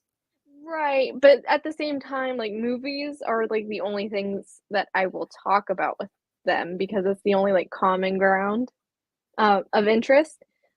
So it inevitably every time. Yeah. Wow. Yeah. Sickness says paying for Twitter will never be about bots and making it a happy experience. It's only for Elon to make his money back for overpaying for it. That's very true. But as a result of that, it's going to clean it up a little bit, Sickness, because even if you're, okay, let's just use male for an example. If you're male, okay, you're on Twitter X and you have your main account, which you have everybody blocked on, so nobody can see anything you say, so you can talk all the crap you want. Okay. And then you got like 15, 16, up to 10,000 burner accounts where you can just wreak havoc and go and talk crap in everybody's threads, and nobody, all of that will be gone. Okay. Mayo isn't going to want to pay for all of his burner accounts. Okay, so Mayo, if he wants to stay on Twitter, will have to pay for his main account, okay, which is Mayo, the Mayo account, Mayo. So he pays for Mayo, but he's got to be careful what he says about people now, because he talks about me, he talks about APass, he talks about Sill, he talks about Skywalker, he talks about everybody in Sill Nation, he talks about you, he talks about everybody's Sickness. Okay, but if that ability is no longer there, now you have to be civil, because you don't want everybody to see what you say, because now if you're an a-hole, you're going to get your feelings hurt, because now I can clap back at you, because now I can see what you said. You can't block me. You can't get rid of me. So if you say something that is untrue, now I can defend myself. And see, that's the difference. That's what I mean. I don't care what Elon Musk's end is. I mean, obviously for him, it's about money. But I think from an end user experience sort of standpoint, that it will benefit us all if that happens. Because there's no way none of these people that are like Mayo are going to pay for all these burner accounts just to troll people. You're not going to do it. You can't afford that. Even if it's $4 a month. if it's $4 a month per Twitter account, you think this dude is going to spend upwards of, I don't know how much per month, $200 a month to have all these burner accounts on Twitter? That's what I'm talking about. I mean, he's only going to be able to have realistically, he's going to have his regular account and maybe one other one. I think if you have more than one, it's kind of redundant and ridiculous unless you're a troll, or unless you have multiple, genres that you're trying to cross. Like some people have multiple Twitter accounts because they deal in different areas. Like, okay, this is for work, this is for sports, this is for sci-fi, but I'm ZodWriter. That's the only thing I am. I'm no one else all over the internet. So if I'm not me, that's the only account I have on Twitter, Facebook, whatever social media platform it is. I don't have burner accounts. I don't have second, third, fourth, fifth, sixth, seventh account. So for me, it's fine. I don't mind, paying a small fee to be on Twitter because it's my only account and I don't have to worry about all that BS. But for people that cause problems, they're not going to be able to, and bots are not paying money to be on Twitter. So all the fake accounts, all the bots, those will be gone. So now Elon Musk will really get to see how many bots were on Twitter. Because once he throws it behind a paywall like that, that's the quickest way for him to find out exactly how many people were on Twitter. Put it behind a paywall and see how many people stick around. Because all those bots will be gone because those bots aren't spending money. Those bots don't have money. And those trolls don't have money either. They don't have that kind of money that they're going to be able to pay hundreds of dollars a month to be able to support all of these fake accounts. So that's what I'm getting at. I just want to see it change from that perspective. But I don't know. We'll see. Definitely. Oh boy, let's see. The mail is spoiled. Throw it out into the garbage. Lots of mail. And Sickness says I'm with you on that part. ZodWriter. Yeah. It's gonna change. It'll change for the better, at least in the short term. The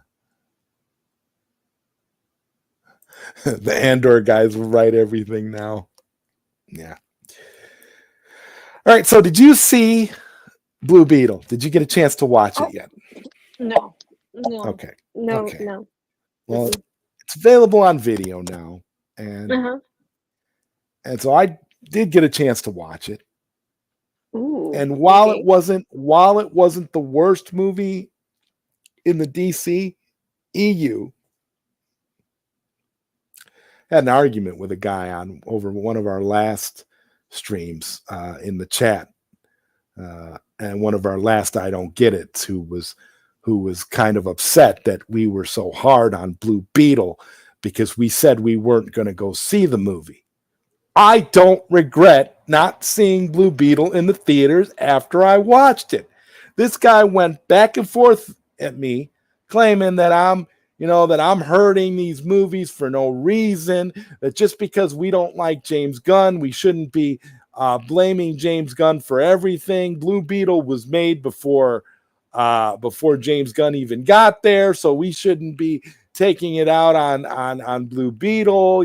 Not seeing Blue Beetle because of that is this, is that. Everybody's got an opinion. Everybody, thinks they know. And I said, you're missing the point. James Gunn was heavily promoting Blue Beetle. Okay. Heavily promoting Blue Beetle to the point where, let's see here. Let me add this here. To the point where he actually said straight out that Blue Beetle, okay, the first character for sure is Blue Beetle. He took ownership of Blue Beetle. So the reason all of us boycotted Blue Beetle had nothing to do with Blue Beetle. It wasn't because we have anything against Zolo or, I mean, the director was putting his foot in his mouth every time he spoke, but I didn't have nothing against him really either. I just, my sole reason for not seeing it in theaters was because of James Gunn. Mm-hmm. And I know, APass, it's the same with you because that's what we were talking about. And that's what ticked off this commenter. Oh my God. And I was getting vibes, the same kind of vibes that we got from a few of our friends when we were allegedly a little bit too harsh on the Flash movie. Well, I think Blue Beetle is a made for streaming movie. Oh yeah. It's the kind of movie that I expect to see if back in the day before streaming, before all of this, it's what you would call a movie of the week sort of thing that I could see where they show it at 8:00 at night on a weekday. And, you know, it's just, you know, substance-free entertainment. It's just fluff. You just watch it. It's nothing that I haven't seen before. There's nothing new or revolutionary in it. I wasn't even really all that impressed with the family dynamic in it either, because I watch a lot of foreign films. I watch a lot of movies that deal with, you want to see a good movie about a family of like Latin in American descent, watch a movie called Tortilla Soup, and you'll get a much more realistic family dynamic than what you see in Blue Beetle. Blue Beetle was chock full of laughs, just like all the other MCU, recent MCU movies and recent DCEU movies. It was a laugh a minute.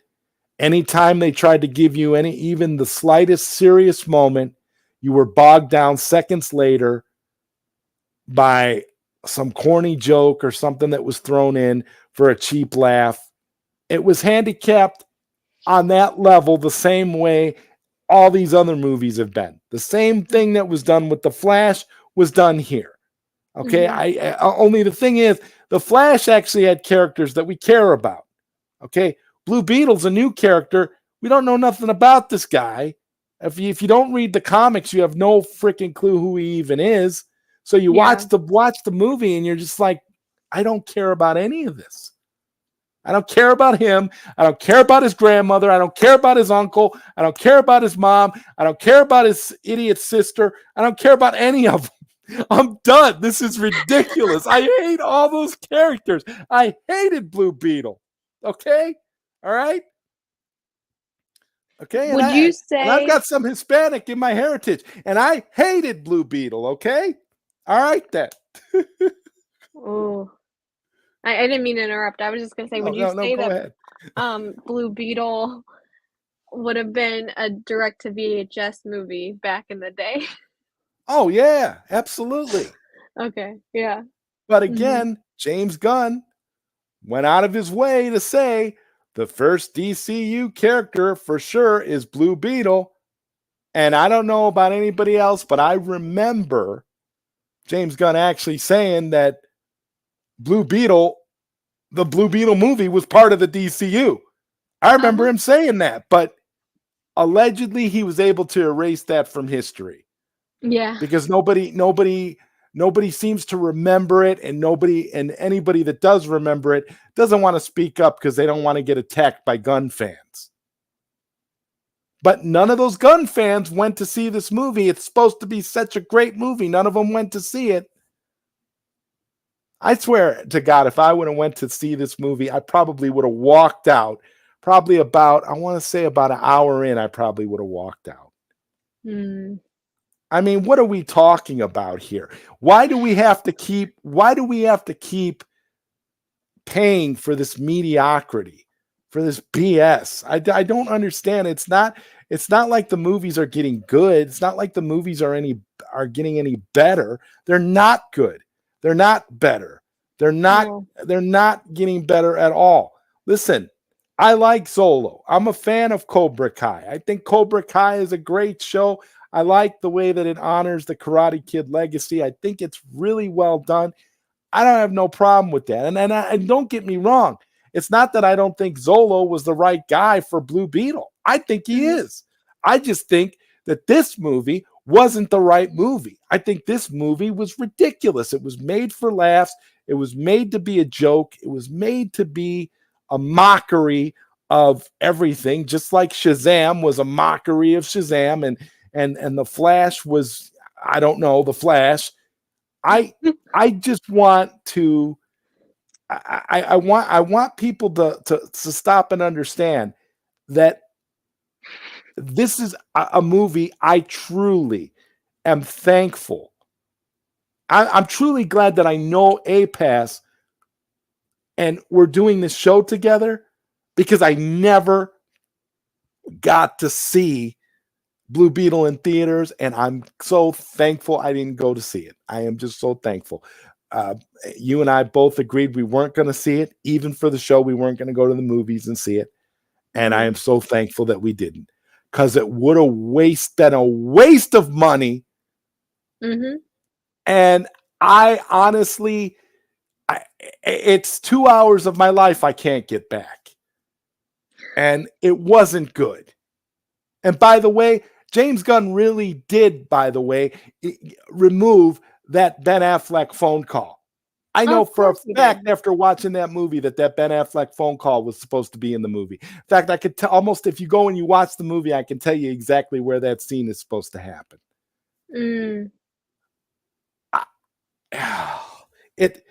It was bad. It was bad. It really was. It was bad. And I had people defending the movie, and I had to tell them straight out, look, I didn't see the movie.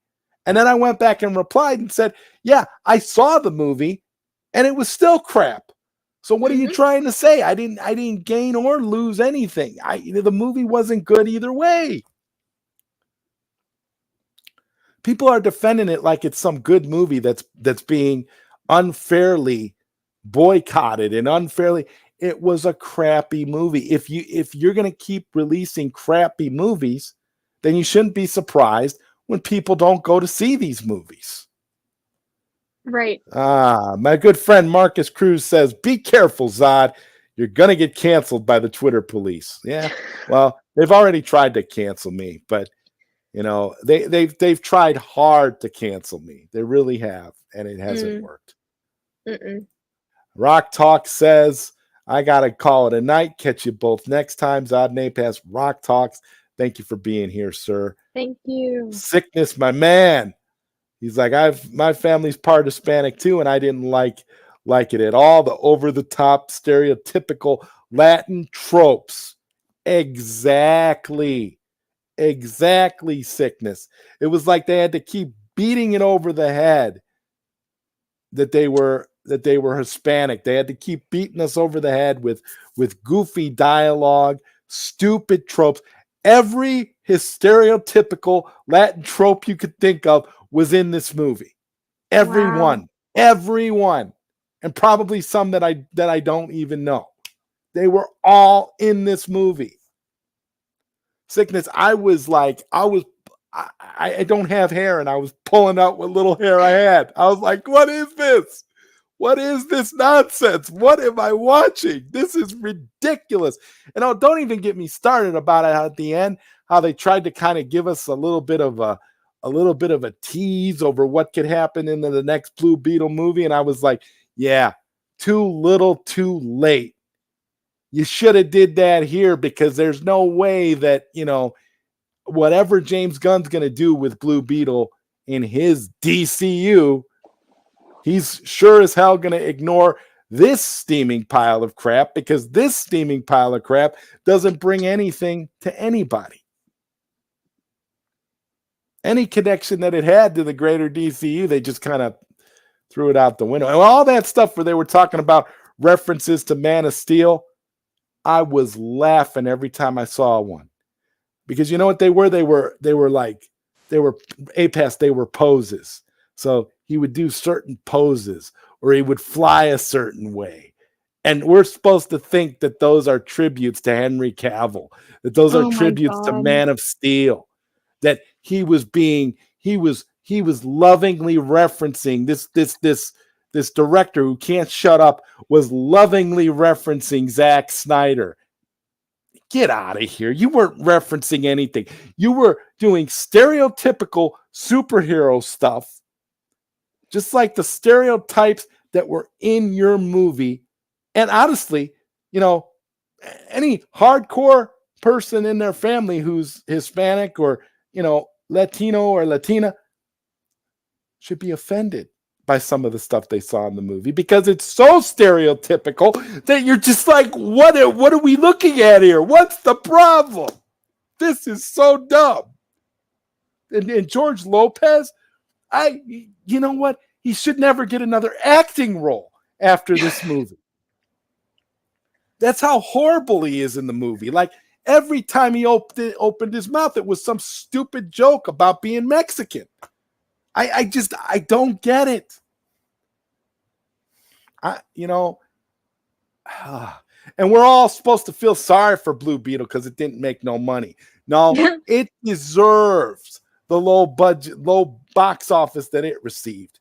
This is not a movie that, it's good, it just happened to get sucked in with some bad stuff. No, it's a horrible movie. It was meant for streaming, and now I know why. Please. Anybody that comes to me and tells me Blue Beetle's a good movie, I'm going to laugh in their face. And I'm going to ask them, what's your problem? What's your problem? Do you not know cinema? Oh, God. God, I'm done with this. I'm so done. I'm so done with this. Yeah. Oh my God, I'm so done with this. Hashtag so. Oh my God, we got bro goo. Exactly, ZodWriter. Yeah. It's ridiculous, dude. It's ridiculous. Oh, yeah. James Gunn is going to ruin Booster Gold. It's going to be an R-rated Star-Lord show. Oh, my God. No, thanks. Blue Beetle was meant for a streaming service, not a big blockbuster movie. No, not at all. Not at all. Give me a break. And any James Gunn fan that comes to me and says anything, where were you? You didn't go see the movie either. So why are you coming at people that didn't go see the movie, James Gunn fans? You didn't go see the movie. When James Gunn fans are telling us, oh, it's a Hamada movie, there's a problem. You're James Gunn fans, and you're using the same excuse that Snyder fans are using. But you just hate us because James Gunn wants to do something different, and you don't want the Snyderverse to continue because you want whatever perverted version of the DCU James Gunn is going to give us. That's what you want. So, but you're not going to pay for it. You're not going to go see it. So, I mean, who's this movie being? Who are these movies being made for? That's what I want to know. Fictional audience. Yeah, James Gunn's fans don't exist. I've said that before. Yep. Oh, don't be surprised if you hear a sex porn joke in P-Man Legacy. Yeah. Oh, you know that. You know. Of course that's going to be in there. Hold it, Zod. Are you saying that this was the premiere of the new DCU? Well, that's what he said before, but he walked it back, and then he said that Blue Beetle's the first character in the DCU, not that the movie is the first movie. He did say that, though. I remember APass. I remember him saying that.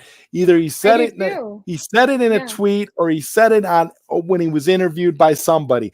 But he did say that, and then he walked it back, and they've somehow erased all evidence that he ever said that, because once it flopped, I guarantee you, if Blue Beetle would have been a success, he would have came out and said, yeah, that's the first movie of the DCU.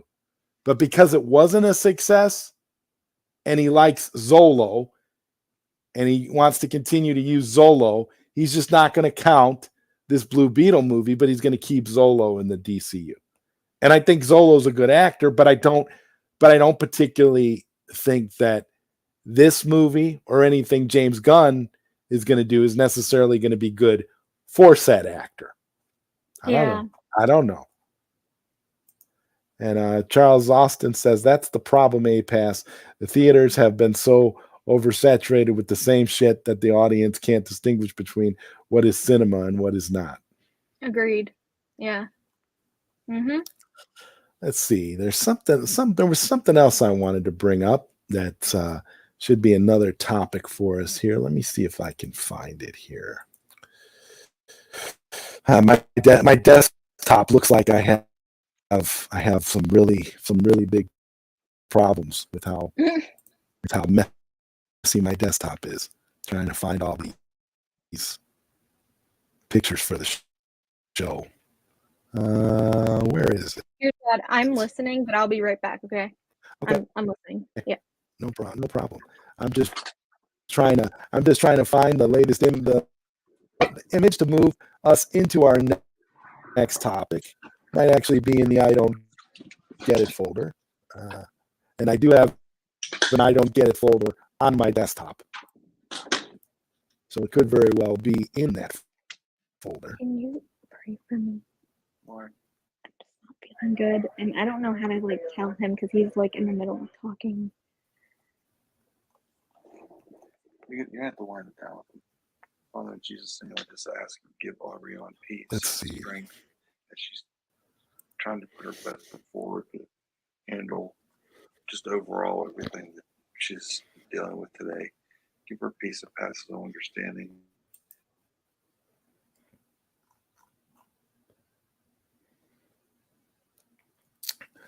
My audio is choppy.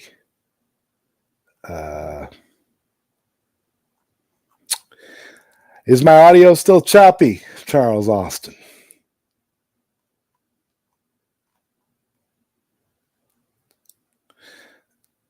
Okay, we got I had another topic, but I think what I'm going to do is I'm better now. Okay, hold on. Are you staying out there with me? We can, you know what we could do? We can, oh, okay. Well, you know what? We can wrap it up. I think we could wrap this up and do it next time here. Cause I can't find the image. So, Oh, okay. I think what we'll do, we'll just wrap it up unless you have anything else that you'd like to add, because we've been going for 2 hours. So yeah, I just, it's just such a shame that we're even in this situation as fans, because, and I know we always go back to this, but it's just, and I know there's worse things going on in the world, but to see where DC was and where it's heading and has been, it's just, it's a shame, you know? And Darth Plato says, great show. APass didn't disconnect once. So I know, right? No janky internet. So no we'll janky wrap internet. this up. So, yeah.